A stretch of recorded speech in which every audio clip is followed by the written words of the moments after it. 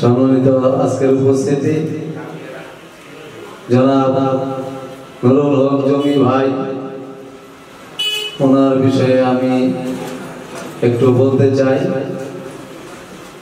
ওনার সাথে আমার দেখা হয়েছিল আমাদের আল ফালাহ ফ্রি চিকিৎসালয় নামে একটি সংগঠন। আমার ভাগ্নে অ্যাডভোকেট মেজবাউদ্দিন শাকিল সাহেব,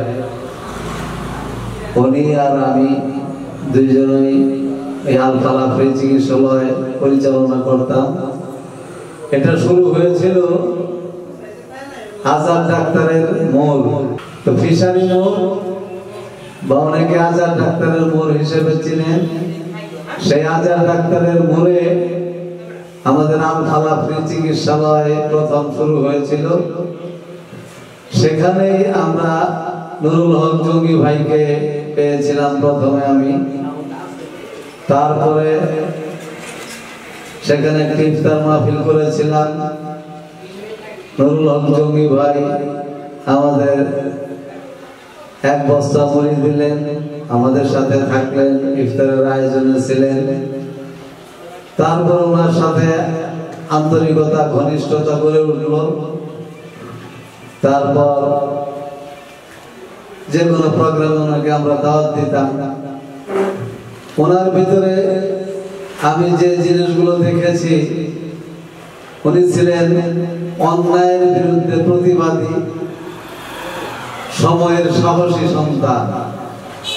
উনি একজন জ্ঞানী গুণী সাংবাদিক ছিলেন এবং অত্যন্ত সাহসী সাংবাদিক ছিলেন।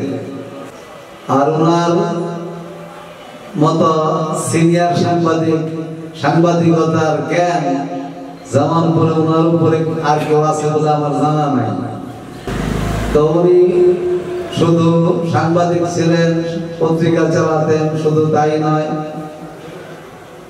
উনি একজন ইসলাম প্রেমিক এবং দেশ প্রেমিক মানুষ ছিলেন।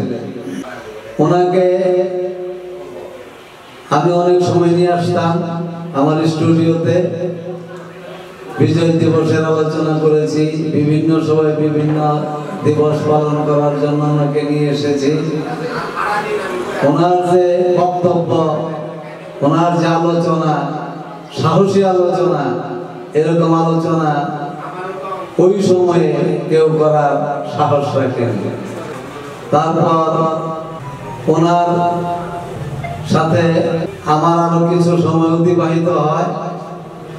আমার বাপের একটা দরবার শরীফ আছে, ওই দরবার শরীফের ওনাকে সভাপতি বানিয়েছিলাম এবং কাজী নজরুল ইসলামের বিভিন্ন আলোচনা সভা এবং কাজী নজরুল ইসলামের বিষয়ে সংগঠন করেছিলাম। ওই সংগঠনের ওনাকে সভাপতি বানিয়েছিলাম, আমি সেক্রেটারি ছিলাম। ওনার ভিতরে নজরুল প্রেম দেখতে পেয়েছিলাম। নজরুলের কবিতা, নজরুলের গান উনি খুব পছন্দ করতেন এবং এই কারণে আমাকেও বেশি পছন্দ করতেন। আমি নজরুলের গান, নজরুলের কবিতা ওনার সামনে আবৃত্তি করতাম। উনি খুবই আমাকে ভালোবাসতেন। এই সকল বৈশিষ্ট্যের ক্ষেত্রে ওনার সাথে আমার অনেক মিল থাকার কারণে দীর্ঘদিন ওনার সাথে আমি পথ চলেছি। আমার সংগঠনের সব ক্ষেত্রে ওনাকে আমি সভাপতি বানিয়েছিলাম। আমার একটি প্রতিষ্ঠান আছে, হযরত শাহ খায়রুল মেডিকেল সেন্টার, একটি সেবামূলক প্রতিষ্ঠান। সেই সেবামূলক প্রতিষ্ঠানেরও ওনাকে কার্যকরী সভাপতি বানিয়েছিলাম। এবং সর্বশেষ সচেতন নাগরিক ফোরাম আমরা একটি সংগঠন করি 2005 সালে। আমরা বিগত সময়ে অনেক কিছু ইচ্ছা করলেও করতে পারিনি, আমাদের কার্যক্রম স্থগিত ছিল। আবার পুনরায় ওনাকে সঙ্গে নিয়ে আমরা কার্যক্রম শুরু করলাম, কয়েকটি অনুষ্ঠান করলাম। সর্বশেষ শাকিল সাহেবের এই চেম্বারে 16 ডিসেম্বরে আমরা একটি অনুষ্ঠান করলাম। উনি আসলেন, উনি বক্তব্য পেশ করলেন। ওনার বক্তব্যের মধ্যে যে একটা বিপ্লবাত্মক ভাব সবসময় দেখতে পাই, এবার ছিল সেটার ব্যতিক্রম। ওনাকে দেখলাম যে উনি মনে হয় যে চলে যাবেন এরকম একটা ভাব। উনি বললেন যে আমি অসুস্থ, আমার জন্য দোয়া করবেন। এই আলোচনাগুলো সব ভিডিও আছে, ওনার অনেক অনুষ্ঠান আমি ভিডিও করেছি, ওনার ছবি আছে, ওনার অনেক স্মৃতি আমার চ্যানেলে আছে। আমি ওনার জানাজার ভিডিও করেছি। ওনার মতো একজন সাদা মনের মানুষ আমি ইতিপূর্বে কমই খুঁজে পেয়েছি, যার ফলে আমার প্রত্যেকটা সংগঠনেরই ওনাকে সভাপতি বানিয়েছি। উনি অসুস্থ ছিলেন, ওনাকে আমি চিকিৎসা করেছি। ওনার সাথে আমার একটা সম্পর্ক ছিল, আধ্যাত্মিক সম্পর্ক, দিনী ভাই। ওনাকে আমি প্রচুর ভালোবাসতাম, উনিও আমাকে খুবই মহব্বত করতেন। এরকম ভালোবাসার সম্পর্ক, এরকম একজন ভালো মানুষ, একজন বিপ্লবাত্মক মানুষ, অন্যায় প্রতিবাদী মানুষ আমরা অকালে হারালাম।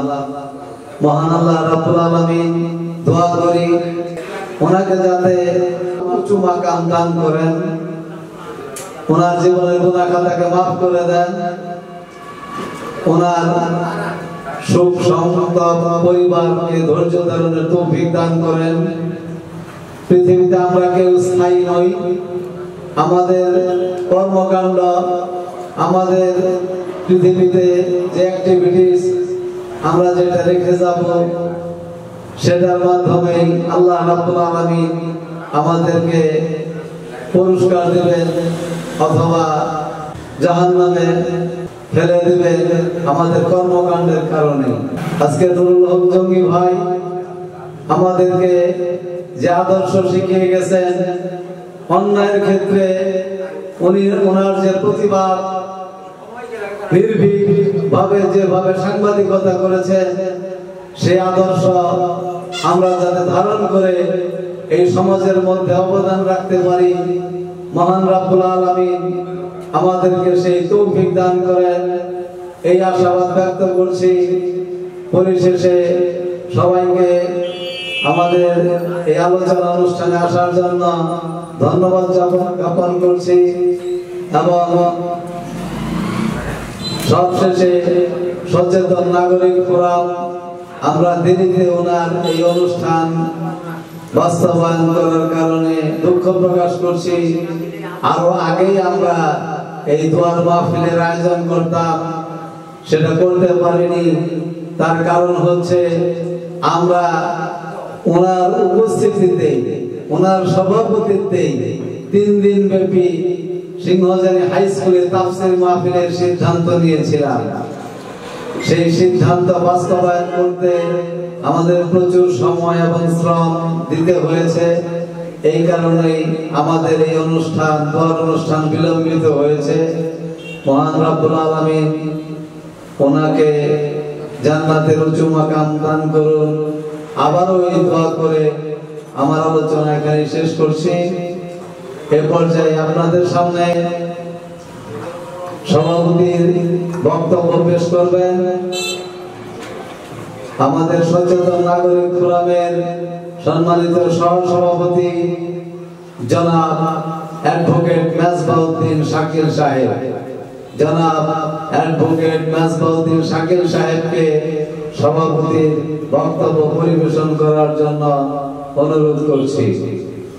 সচেতন নাগরিক ফোরাম কর্তৃক আয়োজিত আজকের এই অনুষ্ঠানে যারা উপস্থিত হয়েছেন, আমার প্রান্তীয় সংগঠনের পক্ষ থেকে সকলকে ধন্যবাদ জানাচ্ছি। প্রয়াত সাংবাদিক নুরুল হক জঙ্গি দাদার স্মৃতিচারণ এবং দোয়া মাহফিলের আয়োজন করেছি আমরা সচেতন নাগরিক ফোরামের উদ্যোগে। আজকে আসলে আমি এই অবস্থানে দাঁড়িয়ে কথা বলছি, তার অবদান প্রয়াত সাংবাদিক নুরুল হক জঙ্গিদা 2000 সালের দিকে আজকের এই সচেতন নাগরিক ফোরামের সাধারণ সম্পাদক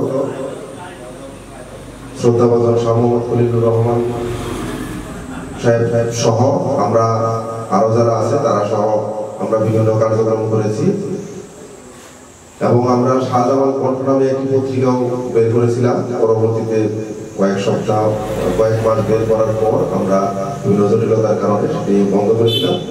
পরবর্তীতে শাহ মোহাম্মদ খলিলুর রহমান সাহেব উনি বললেন যে তাহলে তুমি সাংবাদিকতা করো।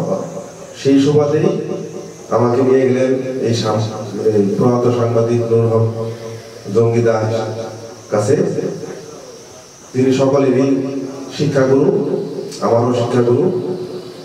সেখানে নিয়ে যাওয়ার পরে বললো যে আমি সাপ্তাহিক পত্রিকা বের করছি, এখন এই কিছুদিনের মধ্যে আমি দৈনিক পত্রিকা বের করব, দৈনিক পত্রিকা থেকেই কাজ করব। সেই সুবাদেই আমি পল্লীকণ্ঠ প্রতিদিন পত্রিকার কাজ শুরু। পরবর্তীতে আমাকে বিভিন্ন অ্যাসাইনমেন্ট দিলেন এবং হাতে কলমে বিভিন্ন শিক্ষা দিলেন কিভাবে সাংবাদিকতা করতে হয়। এরপরে গ্রাহক করা থেকে শুরু করে হেঁটে হেঁটে সাংবাদিকতা করা শুরু করে, তারপরে সাইকেল দিয়ে সাংবাদিকতা শুরু করে এবং কাঠ ছাড়া সাংবাদিকতা করে এবং আঞ্চলিক প্রতিনিধি থেকে শুরু করে স্টাফ রিপোর্টার থেকে শুরু করে পরবর্তীতে এই হকারি পর্যন্ত আমরা এই সাংবাদিকতা শিখেছি পল্লীকণ্ঠের মাধ্যমে, যে কিভাবে পত্রিকা দিতে হয়। এরপরে পত্রিকা ছাপানো, পত্রিকা পেস্টিং করা এবং পত্রিকা কিভাবে মেকআপ দিতে হয় সেই কাজও আমরা এই পল্লীকণ্ঠ মাধ্যমে এবং নুরুল হক জমিদার আমাদেরকে শিখিয়েছেন। পরবর্তীতে প্রথমে ছোটখাটো নিউজ দিয়েই আমার যাত্রা শুরু। অনেকে আমাকে এরকমও বলেছে যে জন্মদিনের নিউজ করা সাংবাদিক, এখন আমাকে বলে যে জন্মদিনের নিউজ দিয়েই আপনার যাত্রা শুরু। পরবর্তীতে আমি এই বিভিন্ন ধরনের নিউজ কিভাবে সংগ্রহ করতে হয় এগুলো করে এবং পত্রিকার ব্যাকআপ পর্যন্ত দিয়েছি। এর পরবর্তীতে আজকে যারা আসলে বললে অনেক রকম হবে, আজকে যারা সাংবাদিকতায় আমি এখনো সাংবাদিকতার সাথে জড়িত পল্লীকণ্ঠের সাথে, কিন্তু হুট করেই যারা মোটরসাইকেল নিয়ে সাংবাদিকতা শুরু করে তাদের তিক্ত অভিজ্ঞতা নাই, তাদের যে সাংবাদিকতা আসলে কি, সাংবাদিকতা কেন, এটাই অনেকের ধারণা নাই।